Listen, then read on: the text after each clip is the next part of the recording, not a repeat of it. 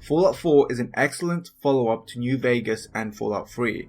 Everything that you love about those two games is here, but it comes with some of the old problems too. The main story of Fallout 4 is actually quite good. Yeah, it's filled with cliches and story elements that have been done to death, but there are a few nice twists, and it's still interesting from start to finish. I did want to know what was going to happen, and cared about my decisions during it, though that may have something to do with Fallout's strong world building. It's what I think Fallout does best. When stumbling into a building, finding the corpses of people from before the nukes, and then maybe finding a terminal that tells their story? That's what gripped me when I first played Fallout 3, and Fallout 4 has that in abundance. Not only the stories of the people from the past, but the people in the Commonwealth now. The world feels alive, populated or once populated, with interesting and diverse characters, which are quite memorable. It helps that the voice acting is of a high quality.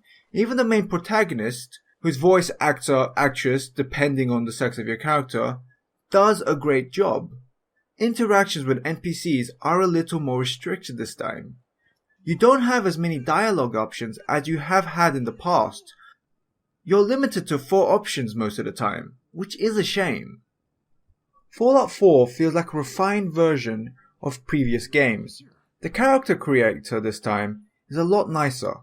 Gone are sliders and in comes molding the face. It allows for a lot of creativity. You can make very unique characters thanks to it. And because of that, it becomes very easy to get lost in it. After 40 minutes of being in it, I had to tear myself away. But there's so much option there, so many little things that you can add and manipulate with the face, that it makes it one of the best character creators I've used in a while. The shooting mechanics have improved, making combat more enjoyable, and the usual array of weapons are available, from your standard 10mm pistol to an earth-shaking mini nuke launcher. Some of the enemies have been updated. For instance, feral ghouls are now kind of zombie-like. They run at you trying to mob you with numbers, but they also give you radiation damage as well now, making them a lot tougher to fight. They can also come in from vents and windows, from underneath tables. They just try to surprise you, adding to the horror element of some areas in the game. There are a variety of enemies, though you will find yourself fighting super mutants and raiders quite often. The power armor has changed. It's no longer armor that you can wear, but a full Iron Man suit that you can get in and stomp around, making you tougher and increasing your carry weight. There are drawbacks. You need fusion cores to make it work, and you can go through those quite quickly. They're not extremely rare, but you will want to pick and choose when you use the armor. Also, while this time round you don't have to repair weapons and armor, you do have to repair the power armor. As parts get damaged, they fall off, exposing the exosuit underneath. You can mix and match parts, upgrade them, and change the color of the power armor, making it more personal. The limited use of the armor makes you feel more powerful when you do finally get to use it, and makes you a little wary when you see enemies in their own power armor. Another change is the perk system. Everything has been brought together into one easy perk tree. It makes things straightforward, but I wish they had mouse control in it. Why can't I scroll down with the mouse wheel? The usual array of perks are here, from weapons doing more damage, to the crazier ones like people blowing up into a shower of caps. One new addition is a settlement building. Before, when you got a house, you could design it a bit, make it feel your own. But now, you can build an entire settlement, building houses, shops, workbenches, and all manner of things. It's fun and you can get lost in it for some time, but it's clunky. It's hard to place things exactly as you want sometimes, as you do everything from the first person. There's barely any tutorial on it, and you have to find out how a lot of it works by trial and error, or by researching online. The game doesn't tell you, nor does it tell you why you want to build these settlements to begin with. Sure, there's some in-game story reasons for it, but why do you as a player want to build these, apart from the story element? Eventually you end up with a lot of settlements around the Commonwealth that you can build on. But still at this point I had no idea why. It was later I learned that you could earn caps and scrap from certain structures, which would have been handy to know earlier. But again, the game does not tell you. There's also some micromanaging involved in this. You have to tell settlers to gather food or have them run a shop. But it's difficult to tell who you've set up to what. When you select a settler, the thing they're assigned to lights up. But if it's not in your line of sight, you wouldn't know.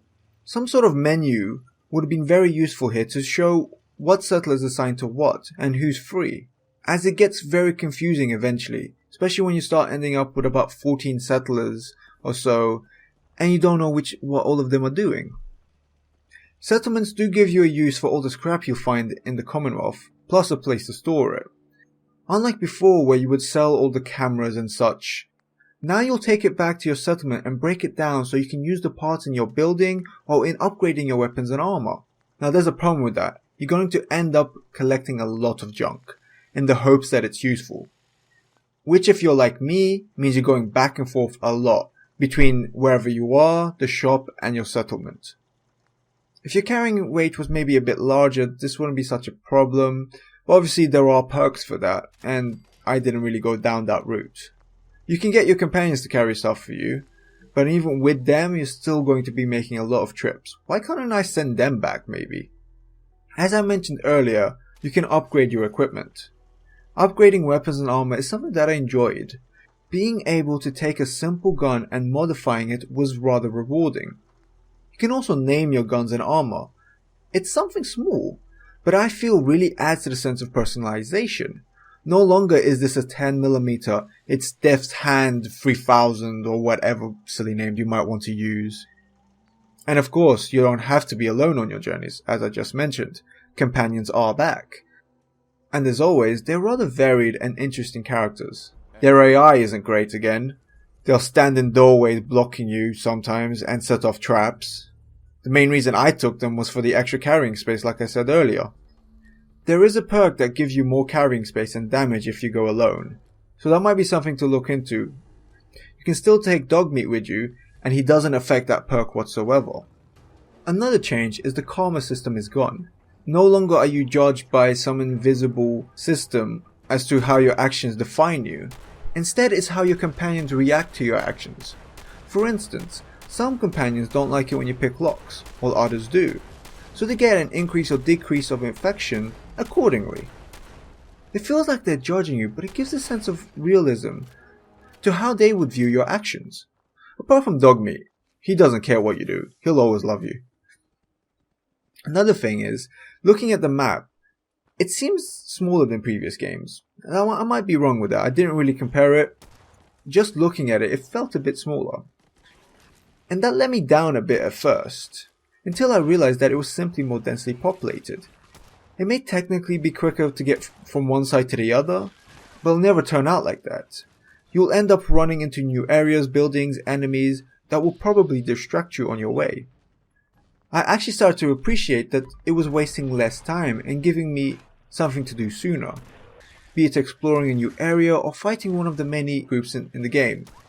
For me, Fallout games are about exploring, getting to new places, looking inside, finding out the history of these places. Heck, in Fallout 3, I skipped several main missions by going to Rivet City too early. I was more interested in exploring than doing the story. So the sooner I can explore things, the better. Walking through a barren wasteland is exploring, but it gets rather dull very quickly, so giving the player an actual building or structure to explore is a lot more rewarding. Something that has divided people is the graphics of Fallout 4. They are weak. It's clear that Bethesda are still using the same engine that they used for Skyrim and the previous Fallout games, and they're trying to bleed the stone practically with this game. Yes, they have improved on previous games, but they are lacking in comparison to what's already come out this year, and just aren't very good.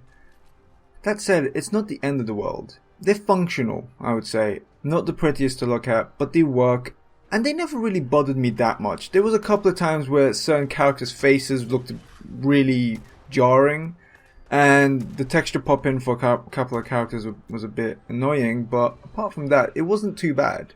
I do hope though that this is the last time we see this engine, and that future Fallout games finally get a new engine, because they've used this engine as much as they can, and it's time to move on. There are a couple of things that I think are good though, graphically. This game is more colourful than previous games. When I think back to Fallout 3, all I can think of is green and grey.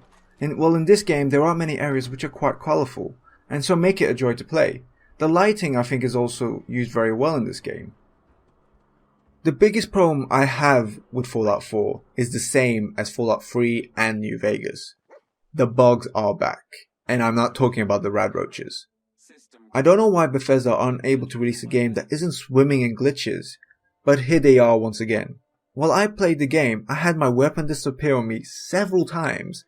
Though I could still shoot it and do damage, I just couldn't actually see the weapon. I had the Pip-Boy disappear on me. I could access it, but I couldn't see anything that was going on it. I got stuck while trying to get on a computer. I hovered back and forth, unable to do anything. I had to end up just loading the game. And of course, my game crashed a few times. But by far the one I found most annoying was when I went to change my gun, and it took 5 to 10 seconds for the gun to change. I was without a gun while being shot at for 5 to 10 seconds. That can make a difference. It really can. What's strange is, while I was playing the game, I could somehow overlook these. Afterwards, looking back, they do stand out and are annoying, but while I was playing the game, those moments of frustration weren't enough to stop me playing. For some reason, I persevered through them, and I don't know what it is about these games that always makes me persevere through them. I shouldn't have to. No, without a doubt, I should not have to persevere through these bugs. But there's something about these games which always makes me go, you know what? It's not that bad. I'll just keep going. But for God's sake, Bethesda, can you just stop now? Can we get a game that isn't buggy as all hell? Because it's starting to get ridiculous. What I can't ignore though are the terrible menus. Going through them is slow and frustrating. And why can't I have a section just for holotapes? So it's easier for me to find them to listen to. Trying to find them was one of my major annoyances with this game. And it's clunky to get from one section to the other. I guess in one way it works with the themes of the game, but it's also kind of clear that it was made with a controller in mind. Oh, and one of the biggest things. Save often. The quick save button should become your best friend. I must have lost several hours of gameplay from all the time I forgot to save. The autosaves are triggered by you entering somewhere or looking at your Pip-Boy every 5, 10 or 15 minutes depending on what you set it to. But even with that, you should be making sure to save. Your death can come out of nowhere. From running into an area with too many enemies, traps, or my personal hated, enemies with a fat man.